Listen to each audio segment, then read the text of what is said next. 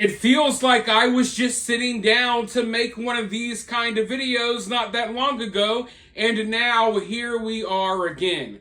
As you all know, Hurricane Milton is barreling towards Florida. This is one of the most powerful storms I've seen in my lifetime, or at least it's shaping up to be. But don't worry, I'm prepared. Yesterday I went to Walmart. I bought some water wingies to attach to my ankles and to my wrist. I also bought some extra water wingies to attach to my dogs. So in a worst case scenario, we're going to be floating around. We might even float right down to one of your homes and hang out for a while. Who knows how this storm's going to turn out? Now, obviously, I'm just joking. I didn't do that. I'm not depending on water wings to survive. Don't worry, folks. But you know, the area around me, the entire area around me just got power back like 2 days ago from Hurricane Helene. So even though I'm not like right on the water, I don't think I'll be experiencing the worst of this storm, let's just say. There's a huge possibility that I could be without power for a week. Who knows? So I always like to make these videos to give people a heads up that, hey, you might not be hearing from me, but listen, maybe you will. During Hurricane Helene, like I said, my entire area for miles and miles and miles was without a power. But somehow power stayed on at my house. And I'm hoping that this happens again. And it may. So you may be hearing from me every single day. You may be hearing from me more often because there's nothing else to do when your entire city gets shut down because of a storm. But there's a chance that I go offline for a little while. So I wanted to give you all a heads up about that. What I'm most worried about in this storm is like the projectiles. Because Hurricane Helene came through and, you know, everywhere. This goes for North Carolina, South Carolina, Tennessee, Georgia, Florida, you name it. We have all of this debris, right, from Hurricane Helene. I had a tree fell in my front yard. Now, that's the only tree I had to worry about, so luckily I don't have that anxiety anymore because the tree already fell. But the tree just got removed, got chopped up into little pieces, and the little pieces are sitting by the road. So those are like little mini missiles, okay? Little pieces of tree trunk and limbs sitting by the road. And that's the case with everyone. You know, the neighbor had a tree fall on their house. They got it removed. I'm sure there's going to be leaking in their roof. It's a crazy situation, but what everyone's kind of focused on around me right now is going out and getting this debris off the road, you know, and putting it somewhere safer because when this storm hits, you know, if the storm's powerful enough to knock down trees that have been standing for hundreds of years, trust me, it can pick up a fallen tree limb and fling it straight through your freaking house, especially with the winds that we are anticipating. So that's one of the main things I think a lot of people are focused on right now because we haven't had time to recover from the last hurricane, and now we have this massive storm heading our way.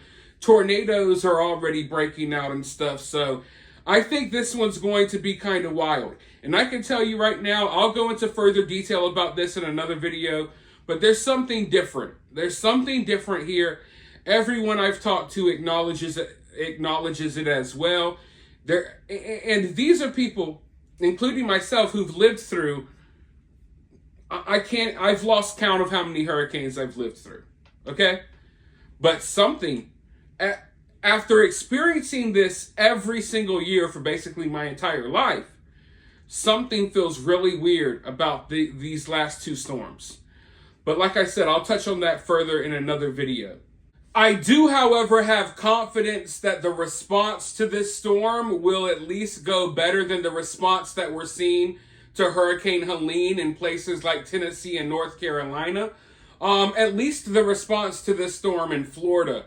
Ron DeSantis seems to already be doing a pretty good job. There were like landfills and dumps that were trying to close down and not allowing people to bring the debris from Hurricane Helene there as they prepared for Hurricane Milton. And Ron DeSantis was like, nah, we're going to force y'all to open. And he even sent police escorts Literally, sheriffs and police are out here helping escort people to the dumps and to the freaking landfills and stuff so we can go dump off a lot of this debris that is literally in the middle of the street. Like, you could drive all the way down the road. There's not a single house that doesn't have tree limbs, maybe fallen mailboxes, you name it, on the side of the road waiting to be collected. Because like I said, we're still recovering from the last storm. The power in my area just got restored to thousands of people like 2 days ago. And now it looks like a lot of these people, maybe including myself, will be without power again soon. The grocery stores were already kind of bare due to Hurricane Helene. That's kind of the scariest part for me, because we had Hurricane Helene come in. And I don't know how, a lot of you probably never lived through a hurricane. You don't know how things go. When you get word that a hurricane is coming, regardless if people plan on evacuating or not, what happens is everyone flies to the store. Okay? And oddly enough, the first thing that goes, and this was the same with the beer bug lockdown, the first thing that goes is not the canned foods and stuff. No, it's the toilet paper.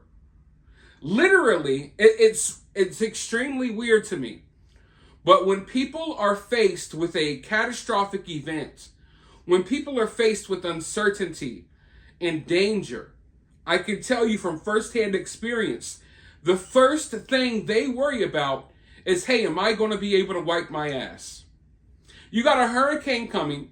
For all we know, we may all be floating down the road soon, but people are worried about wiping their ass. That's the number one thing people are worried about. You can go to the grocery store, maybe you'll find some beans, some Chef Boyardee, but you ain't finding no napkins, no tissue, no toilet paper, no Bounty, anything people can wipe their ass with. They go grab that first. I don't know why. I don't know why. It really doesn't make sense to me. If you're living in floodwaters and you almost lose your home, I think having toilet paper should be the least of your concerns. You're walking around halfway underwater anyway, but that's what people are concerned about. So toilet paper is the first thing to go. And I'm being dead serious. I know it sounds funny. But when you get word that these storms are coming, people go out and they start hoarding up. They buy a lot of stuff that they don't even need. Like, you'll go to Costco and you'll see someone coming out of there with like 500 water bottles. All for their house. You know what I mean? It's crazy. So the shelves were already kind of bare from Helene. And then you had the scare about the port.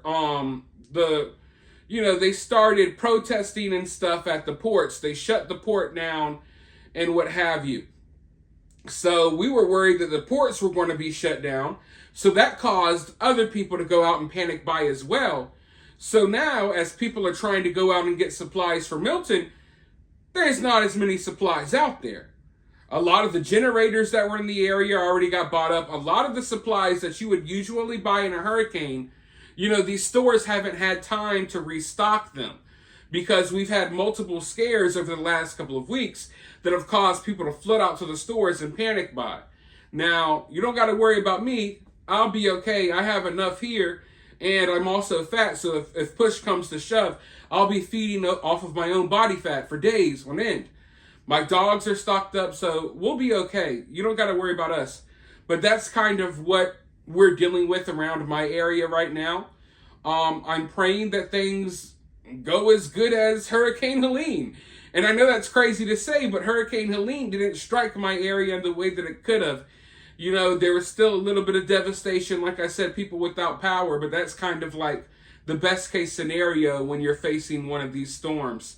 So right now, I'll try to keep you guys updated. Let me know what you think about this down in the comments below.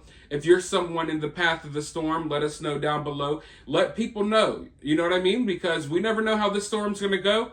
You need to let people know where you're at. If you plan on riding out the storm, let people know, so just in case they can't get in contact with you, they know what type of stuff you're dealing with. But let me know your thoughts about all of this, like I said, in the comments below. Hit that thumbs up, hit that subscribe, ring that notification bell. I'm going to go out here and clear some more debris, and then I'll talk to you all soon in the next one.